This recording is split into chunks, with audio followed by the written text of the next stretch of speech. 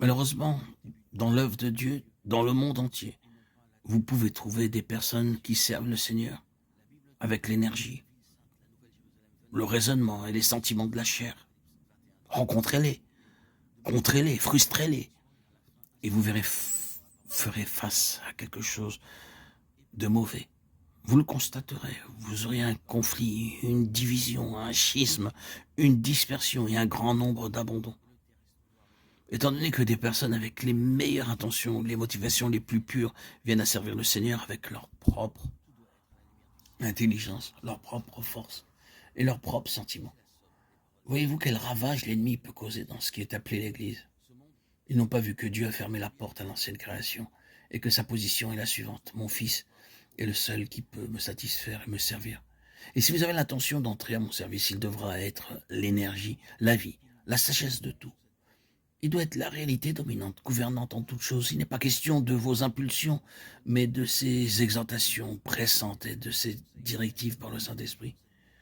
Il ne s'agit pas de vous asseoir et de réfléchir à ce qui pourrait être bon d'entreprendre pour le Seigneur, ce qui devrait être réalisé, ce qui a besoin d'être accompli, mais de ce qu'il vous montre, rien de plus.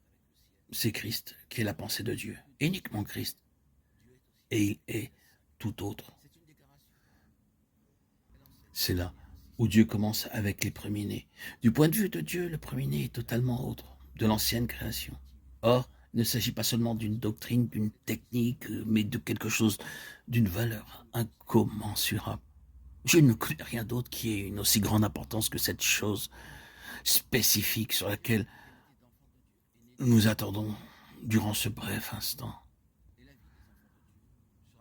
Du point de vue de Dieu, l'Église des premiers-nés est quelque chose de totalement autre de ce que nous sommes par nature. Et cette altérité absolue correspond à ce que Christ est.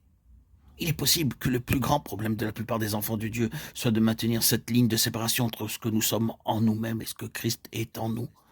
La grande ligne d'attaque de l'ennemi consiste à continuellement mettre en avant ce que nous sommes, à nous occuper avec cela et ainsi occulter Christ. Dans sa lutte contre Satan, le grand objectif du Saint-Esprit est de mettre en évidence Christ et de nous occuper de lui jusqu'à ce que nous nous oublions. C'est là que la grande difficulté survient chez la plupart des enfants de Dieu. Il y a toujours cette tendance à reculer, à retourner en arrière, qui nous conduit à être centrés sur nous-mêmes quant à ce que nous sommes et à nous empêcher d'être focalisés sur Christ et sur ce qu'il est. D'avoir d'une certaine manière cette séparation, ce fossé, cet abîme monstrueux et la ligne de démarcation effacée de sorte qu'il y a confusion.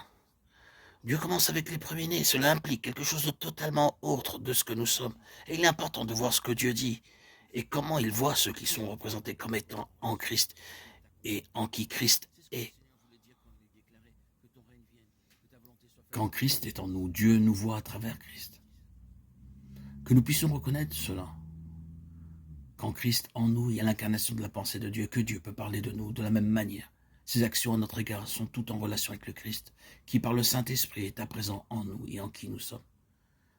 Le fait que le premier-né est invariablement lié à la mort et la résurrection est la façon de Dieu d'exprimer que de son point de vue, ce que nous sommes en nous-mêmes par nature est enseveli, et que son Fils seul qui prévaut là où nous sommes concernés en tant que ressuscité, le seul qui vit devant Dieu.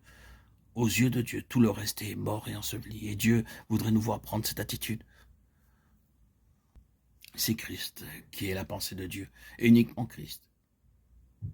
Lui-même a vécu selon ce principe lorsqu'il était ici-bas. Sa compassion était souvent grandement sollicitée, mais il ne répondait jamais à ses demandes avant d'avoir exposé la chose devant le Père et reçu la pensée du Père à ce sujet.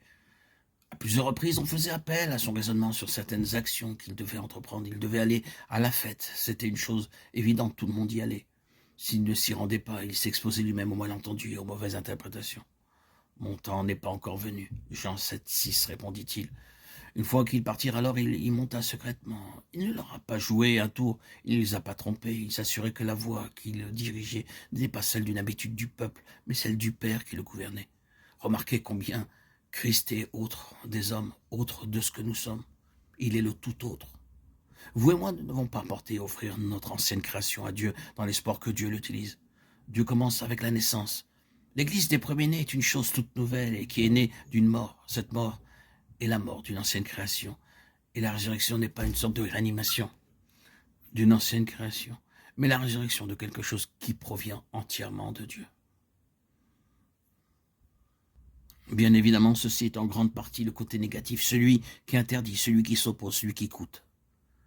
Il y a l'autre côté, la réalité grande et bénie, qu'à l'opposé de ce que nous sommes par nature, nous trouvons Christ en tant que sujet de la préoccupation de Dieu et celui du centre d'intérêt du Saint-Esprit.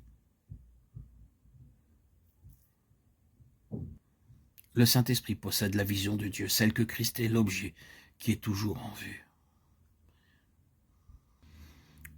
Dieu regarde au seul, en qui il n'y a pas le moindre motif de condamnation, et il dit, votre délivrance consiste à être occupé avec le fondement où l'on ne trouve aucune condamnation. Christ. Ici se trouve tout le secret de la vie du croyant. C'est le chemin de la délivrance. Notre plus grand besoin est d'être délivrés de nous-mêmes en Christ. Nous trouvons là toutes les intentions et tous les projets de Dieu à l'égard de son Fils. C'est Christ en vous, l'espérance de la gloire. Colossiens 1, 27, qui est le grand secret. Et il n'existe aucune autre espérance de gloire nulle part ailleurs.